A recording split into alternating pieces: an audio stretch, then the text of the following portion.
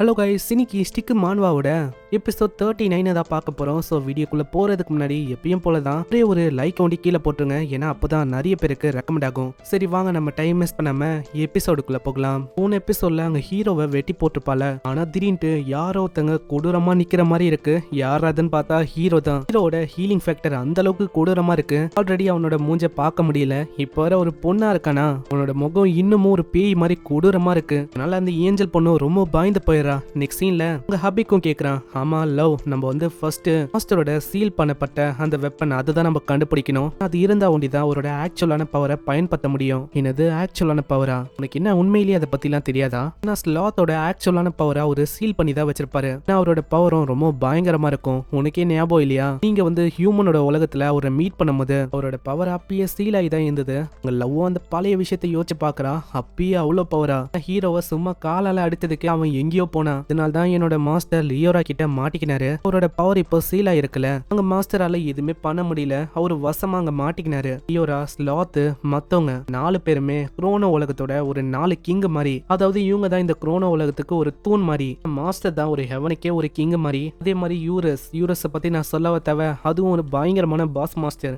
தான் வருது அந்த ஊஃபா, அந்த பிரேவான பழங்கால வாரியர். அவன் இந்த மாதிரி ஒரு 4 பேர் இருக்காங்க. இவங்க 4 பேர் தான் இந்த குரோனோ உலகத்துக்கு ஒரு கிங் மாதிரி. எனக்கு வந்து அப்போ சுத்தமா தெரியல அந்த பையன் அவன் வந்து இந்த அளவுக்கு கிரேட்டா இருப்பான்னு. அதே மாதிரி அவனோட பர்சனாலிட்டி அதுவும் ஒரு கிரேட்டான மர்ச்சன்ட் மாதிரி இருக்கு. அவனோட பவர்ஸை சீல் பண்ணி மாதிரி ஹியூமன்ஸோட உலகத்துல வாழ்ந்துன்னு இருக்கான். சொல்றது கரெக்ட் தான். அவர் வந்து ரொம்ப லேசி. அவருக்குன்னு ஹெவன்ல நிறையவே டியூட்டி இருக்கு. ஆனா அது எல்லாத்தையுமே தூக்கி போட்டு இந்த மாதிரி மர்ச்சன்டா அவர் இருக்காரு. இப்போதைக்கு மாஸ்டரை காப்பாத்தணும்னா நம்ம தான் ஏதாச்சும் ஒன்று பண்ணணும். அந்த வெப்பனை எப்படியாச்சும் கண்டுபிடிக்கணும். ஆனா நீங்க கவலைப்பட வேணாம், எனக்கு வந்து அதோட லொகேஷன் நல்லாவே தெரியும். ஆனா இப்போ வந்து நம்ம ஹீரோ வந்து ஓகேவா இருப்பானா? அவரை பத்தி கவலையே பட வேணாம். ஏன்னா அவரு உனக்கு யாருன்னு தெரியாதா என்ன? இப்படி இவங்க பேசும்போது யாரோ ஒருத்தங்க வராங்க. நான் வந்து உங்களுக்கு ஹெல்ப் பண்றேன். நல்லா பார்த்தா அது வேற யாரும் இல்ல, லூனா தான். அட லூனா, நீ வந்து இங்க என்ன பண்ற? இந்த சைடு அந்த ஏஞ்சலோட சீனை காட்டுறாங்க. அந்த ஏஞ்சல் பொண்ணு ரொம்ப பயந்து போயிடுறா. என்ன பார்த்தா ரொம்ப பயங்கரமா இருக்கா? இதுக்காக தான் ஆசைப்பட்டேன், நம்ம 2 பேருமே விளையாடலாமா ஏஞ்சல் பொண்ணு? இதை கேட்டோன்னே அவ பயந்து போயிடறா. ஏய், என்னோட பேரு என்னை பத்தி எதுவுமே சொல்லாத. அப்படி நீ சொல்லும் போது என்னை யாரோ சபிக்கிற மாதிரி இருக்கு. மத்த காட்சும் இதனால பயந்து போறாங்க. ஆமா லேடி, என்ன ஆச்சு? ஏதாச்சும் பிரச்சனையா? எதுக்கு நீங்க இப்படி பயங்கரமா கத்துறீங்க? ஹீரோட அந்த கொடூரமான உருவத்தை பார்த்து அவங்க இன்னமும் பயந்து போயிடுறாங்க. ஏஞ்சல் பொண்ணு சொல்றா, ஏய் டிஸ்கஸ்டிங்கான லோலி ஹியூமன் லேடி, வந்து உன்னை விட்டு வைக்க போறதில்ல. நான் என்னையே நீ பயமுத்தலான்னு பாக்குறேன். அதுக்காக நான் உன்னை அப்படியே கொல்ல போறேன். உன்னோட கையில ஏதோ ஒரு ஹோலியான வெப்பனை வர வைக்கிறா. இந்த வெப்பனை வச்சு நான் வந்து உன்னை தாக்க போறேன். நீங்க அதை வச்செல்லாம் தாக்க கூடாது. இதனால கேஸ்லயே அழிஞ்சு போயிடும். சீக்கிரமா ஓடுங்க. அங்க மத்தவங்களும் ஓட ஆரம்பிக்கிறாங்க. அவ கண்ண மூடி கண்ணா பின்னான்னு எல்லா இடத்துலயும் தாக்க இடமே நொறுங்குது. ஆனா நம்ம ஹீரோ மேல ஒண்டி எதுவுமே படல. என்ன இவளோட தாக்குதல் என்ன இந்த அளவுக்கு மோசமா இருக்கு? நான் அப்படியே தான் நிக்கிறேன், என் மேல ஒண்ணுமே படல. கடைசியில அந்த கேஸ்லயே நாசமாயுது. அவங்களுக்கு என்ன பண்றதுன்னு தெரியல. அங்க பின்னாடியே மத்தவங்களும் கேக்குறாங்க, ஆமா அவங்களுக்கு எதுவுமே ஆகல. எங்க அந்த லோலி ஹியூமனை நான் வந்து விட போதில்ல. நான் என்னோட பிரதர் அவன் பறிக்கலான்னு பாக்குறான். நம்மளோட படை எல்லாத்தையுமே கொண்டு வாங்க. அந்த லோலி ஹியூமன் பொண்ணை நம்ம விடக்கூடாது. பாஸ், நான் வந்து அதே மாதிரி பண்றேன், நீங்க கவலையே படாதீங்க. ஆமா, நான் வந்து அவனை விட்டு வைக்க போறதில்ல. அந்த லோலி ஹியூமன் பாஸ நான் அப்படியே குள்ள போறேன். இந்த சைடு நம்ம ஹீரோ காட்டுறாங்க. அவன் செம்ம வேகமா ஸ்லாத்தை தேடி தான் ஓடி வரான். இந்த இடத்துல கத்தி கத்தி பாக்குறான். இருந்தாலும் எந்த விதமான குரலும் அங்க கேட்கல. ஹீரோ முன்னாடி 2-3 சோல்ஜர் இருப்பாங்களா, அவங்களுக்கும் டவுட் வருது. ஆமா நீ யாரு, இதுக்குமா இங்க ஓன்னு இருக்க? அவளோட கையில ஏஞ்சலோட ரிங்கும் இல்ல, அவளை புடிங்க. ஆனா அதுக்குள்ள ஹீரோ மண்டிலேயே தாக்கிட்டு ஸ்லாத்தை நோக்கி அப்படியே ஓடி போறான். ஒரு வழியிலேயே அவன் யூரஸ பயங்கரமா கத்தி கூப்பிடுறான். ஹே யூரஸே, வெளியில வாடா, நான் ஹாஸ்டேஜா நடிக்கிறேன். அந்த விஷயம் அது வந்து ஓவர் ஆயிடுச்சு. இப்போ நம்ம அந்த விஷயத்த பண்ண வேணாம். ஓகே மாஸ்டர், நான் அதே மாதிரி பண்றேன். நான் உன்னை சொன்னோன்னே நீ வந்த அந்த டிராகன் அது எங்க போச்சுன்னு உனக்கு தெரியுமா? நான் எனக்கு ஞாபகம் இருக்க வரைக்கும் அவனை என்னோட ஜெட்டிக்குள்ள நான் அடைச்சேன். அதுக்கப்புறம் என்னாச்சு, அவனை நான் வலுக்கட்டாயமா என்னோட ஜெட்டிக்குள்ள புகுத்தினேன். அதுக்கப்புறம் என்னோட ஜெட்டி ஒரு சூப்பர் ஜெட்டியா ஹோலி ஜெட்டியா மாறிச்சு. எனக்கு என்ன டவுட்னா, இப்போ நீ எப்படி ஒரு ஸ்பிரிட்டா இருக்க, இந்த மாதிரி அவனும் ஒரு ஸ்பிரிட்டா தானே இருக்கணும். எங்க அவன் ஆளை காணோம்? அதுவா, ஆக்சுவலா அவன் அவனோட இன்னர் டைமென்ஷன்ல இருக்கான். சிம்பிளா நான் உங்களுக்கு சொன்ன, அவங்களோட ஸ்டிக்ல ஒரு இன்னர் டைமென்ஷன் இருக்கு. அதே மாதிரி தான் அந்த ஜெட்டிக்குள்ளேயும் ஒரு இன்னர் டைமென்ஷன் இருக்கும். ரெண்டுமே கனெக்டடு, அதாவது ஒரே மாஸ்டர்னால ஒரே டைமென்ஷன் டைமென்ஷன்ல தான் நாங்க 2 பேரும் வந்தோம். நான் வந்து அவன் கிட்ட கேட்டேன் இந்த மாதிரி வெளியில வரியாடான்னு. நான் அவனுக்கு வந்து வெளியில வர்றது பிடிக்கல, அவன் வரமாட்டேன்னு சொல்லிட்டான். ஓ அப்படியா? அப்பனா என்ன நான் அவனை மிரட்டணுமா? மிரட்டினாலும் அது வேலைக்காவது, ஏன்னா அவன் கேட்கற நிலைமையில இல்ல. நான் அப்படியே உங்களோட ஹோலியான ஜெட்டிலேயே அவன் இருக்கலான்னு பாக்குறான். என்னது என்னோட ஜெட்டியா? அப்புறம் தான் இவளுக்கு ஞாபகம் வருது, அதாவது நம்ம ஹீரோக்கு. ஏன்னா ஜெட்டின்னு சொல்லும் போது கீழே பார்த்தா வெறும் ஒரு துண்டு துணி தான் இருக்கு. அங்க ஹீரோக்கு எதுவுமே புரியல, ஏன்னா நான் வந்து இப்போ ஒரு பொண்ணா மாறிட்டேன். அப்பனா அவன் எந்த இடத்துல இருப்பான்? அட பர்வ டிராகனே, மரியாதையா வெளியில வா, என்னோட ஜெட்டியை விட்டு வெளில வரியா, இல்லைன்னா அப்படியே உன்னை கொல்லட்டா. அட மாஸ்டர் என்ன ஆச்சு? எதுக்கு நீங்க இப்படி கத்துறீங்க? எதுக்கு அவனை பர்வடுன்னு சொல்றீங்க? ஏய் உனக்கு வந்து இன்னுமா புரியல? அவன்டடோர் அவன் வந்து ஒரு மேலு, நான் இப்போ ஒரு ஃபீமேலா இருக்கேன். இப்போ அவன் எந்த இடத்துல இருக்கான்னு உனக்கு தெரியுதா?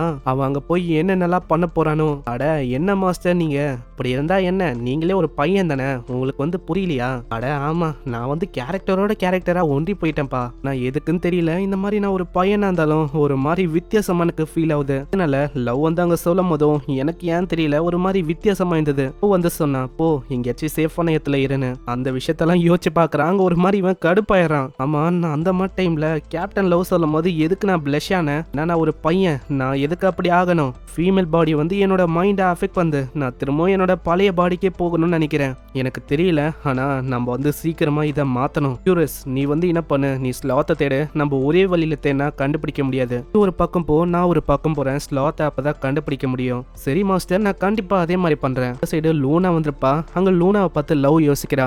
இவளுக்கு இங்க என்ன வேலை? ஏய் நம்ம வந்து இப்பதான் மீட் பண்ணோம், அதுக்குள்ளேயே நீ ஸ்டூபிட் மாதிரி பேசுற. நீ என்னதான் ஒரு பையனா மாறினாலும் நீ வந்து இன்னும் ஒரு ஸ்டூபிட் மாதிரி தான் இருக்க மிஸ்டர் லவ். சரி அது இருக்கட்டும், எதுக்கு நீ அதுக்குள்ள என் கூட ஃபைட்டை ஸ்டார்ட் பண்ற? இரு, நான் தான் லவ்னு உனக்கு எப்படி தெரியும்? ஏன்னா நான் இப்போ ஒரு பையனா மாறிட்டேன். என்ன பைத்தியமா? நீ வந்து எதுக்கு பைத்தியக்காரத்தனமா இந்த மாதிரி கொஸ்டின்லாம் கேட்கற? ஏன்னா உன்னை பார்க்கும் போதே நல்லா சொல்ல முடியும், உன்னோட வாயை வச்சோம் உன்னோட பேந்தட்டிக்கான லுக்கை வச்சோ சொல்ல முடியும். சரி என்னோட ஃபர்ஸ்ட் கொஸ்டினுக்கு நீ இன்னமும் பதிலையே சொல்ல. எதுக்காக நீ இங்க வந்திருக்க? அதுவா, நீங்க வந்து இங்க மாட்டிக்கினீங்களே, அதுக்கு வழி காட்டணும்னு சொல்லி தான் நான் வந்திருக்கேன். அதே மாதிரி ரெண்டாவதும் ஒரு கொஸ்டின் வச்சிருப்பல, அதுக்கும் நான் பதில சொல்றேன். உன்னை வந்து எனக்கு எப்படி தெரியும் நீ கேட்டல? ஏன் கேட்டியும் அந்த ஏஞ்சல் இயரிங் அது இருக்கு. இரு நானே உனக்கு காட்டுறேன். அதை போட்ட உடனே அவளும் அப்படியே ஒரு பையனா டிரான்ஸ்ஃபார்ம் ஆயிரா. பேச்சு புரியுதா எப்படி உன்னை எனக்கு அடையாளம் தெரியுதுன்னு? அதே மாதிரி உங்களுக்கு தெரியாத விஷயம் என்னன்னா, ஹெவனுக்கு ஹியூமனா வந்த ஃபர்ஸ்ட் பர்சன் யாருன்னா அது நான் தான். சோ இப்பயாச்சும் உங்களுக்கு புரியும்னு நினைக்கிறேன். லூனா, ஆனா ஏதோ ஒண்ணுப்பா, நீ இந்த மாதிரி இருக்கும்போது ரொம்ப ஹேண்ட்ஸமா இருக்க. போதும் நித்ரியா, நம்ம 2 பேருமே பொண்ணு தான், இந்த மாதிரிலாம் நீ பேசக்கூடாது. இது பாக்குறவங்க வேற விதமா நினைப்பாங்க. லவ்வும் கேக்குறா. அடையிற எனக்கு இப்பதான் ஒரு விஷயமே புரியுது. கிட்ட அந்த இயரிங்ஸ் இருக்கு, பொண்ணா உன்னோட லெவலும் 500க்கும் மேலையா? அவ்வளவு சீக்கிரத்துல இந்த இயரிங்ஸை யாராலையுமே அடைய முடியாது. ஒரு லெவல் மேல இருந்தாதான் இதை போடவே முடியும். உனக்கு வந்து தெரியலன்னு நினைக்கிறேன். க்ரோனோ லைஃபோட டெவலப்பர்ஸ் அவங்க வந்து என்ன பண்ணாங்கன்னா, அஃபிஷியலா இந்த பிளேயர்ஸுக்கு அஃபிஷியலா ஒரு ரேங்க் கொடுக்கப்படும், அதாவது ரேங்க் 1ன்னு. ஆனா நீ நல்லா யோசிச்சு பாத்தியா, நம்ம ஹீரோ அவன் பார்த்தா திடீர்னு லெவல் 999க்கு போயிருப்பான். இது வந்து நம்மளுக்கு டவுட்டை கிரியேட் பண்ணலாம். ஏன்னா அஃபிஷியலா இந்த பிளேயர்ஸ் வந்து என்ன பண்ணுவாங்கன்னா, ஃபீல்டு ஈவெண்ட்ஸ் இந்த மாதிரி விஷயத்தை தான் முடிப்பாங்க. உங்களுக்கு தெரியாது, ரேரா சில பல மிஷின்ஸ் இருக்கு, அதை வந்து முடிக்க அவங்களால சீக்கிரமா லெவலப் ஆக முடியும். அந்த மாதிரி தான் அதுல நானும் இருக்கேன். ஓ அப்படியா? ஆனா இவளை பார்க்கும்போது பையனா மாறினக்கு அப்புறம் இவளோட பர்சனாலிட்டி அது அப்படியே சேஞ்ச் ஆயிடுச்சுப்பா. சரி ஏதோ ஒன்று, எனக்கு வந்து இந்த ஃபார்ம் பிடிக்கல, நான் இது கம்ஃபர்டபுளா இல்ல, நான் திரும்பவும் பழையபடியே மாற போறேன். டிரான்ஸ்ஃபர்மேஷன் அப்படின்னு சொல்ல ஒரு ஒளி வந்து அவ திரும்ப ஒரு பொண்ணா மாறா. நீ வந்து என்ன சொன்ன? நீ எப்படி திரும்பவும் பழையபடி மாறின? ஏதாச்சும் சொன்னியா என்ன? அது டிரான்ஸ்ஃபர்மேஷன் அந்த மாதிரி ஸ்பெல்ல என்னாலேயே பண்ணி நானும் திரும்பவும் பழையபடி மாற முடியுமா?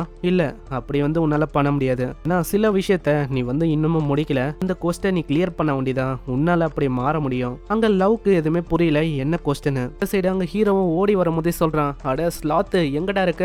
நீ எங்க இருந்தாலும் வாடா, நான் உனக்காக வெயிட் பண்றேன். இவன் எங்க தான் போனா? நான் இவனை எப்படி கண்டுபிடிக்கிறது? என்னோட எம்பர் அந்த ஸ்கில்லையும் என்னால ஆக்டிவேட் பண்ண முடியல. அதுல கூல் டவுன் ஓடின்னு இருக்கு. இது வந்து என்ன ரொம்ப கடுப்பேத்துது. அதாவது கூலான ஸ்கில்லா இருந்தாலும் அதோட கூல் டவுன் அதுதான் நான் இன்னமும் வெறுப்பேத்துது. 24 மணி நேரம் நான் வெயிட் பண்ணும், அதுக்கப்புறம் தான் அது கூல் டவுனே ஆகும். அது வரைக்கும் நான் என்ன பண்றது? எல்லாமே அந்த காடால தான். இந்த மாதிரி ஒரு நல்ல ஸ்கில்ல கொடுத்தோம், யாரு இந்த ஸ்கில்லுக்கு இந்த அளவுக்கு டைம் லிமிட்டை அதிகமா வைப்பா? அதுக்குள்ள யூரஸோ கத்துது, அட பாஸ் இங்க பாருங்க, வந்து பேஸ்மெண்ட்டை கண்டுபிடிச்சிருக்கேன், நம்ம உள்ள போனா அவரை பார்க்க முடியும். அப்படியா யூரஸ், நீ உண்மையிலேயே வேற லெவலு, நீ உண்மையிலேயே கியூட்டுடா யூரஸ். அட மாஸ்டர் நீங்க வந்து என்ன பண்றீங்க? எனக்கு ஒரு மாதிரி இருக்கு. யூரஸ், நான் உனக்கு கிஸ் பண்றது ரொம்ப உனக்கு பிடிச்சிருக்கு தானே? ஏன்னா என்ன மாதிரி ஒரு அழகான பொண்ணு வழியா உனக்கு கிஸ் கிடைக்குது.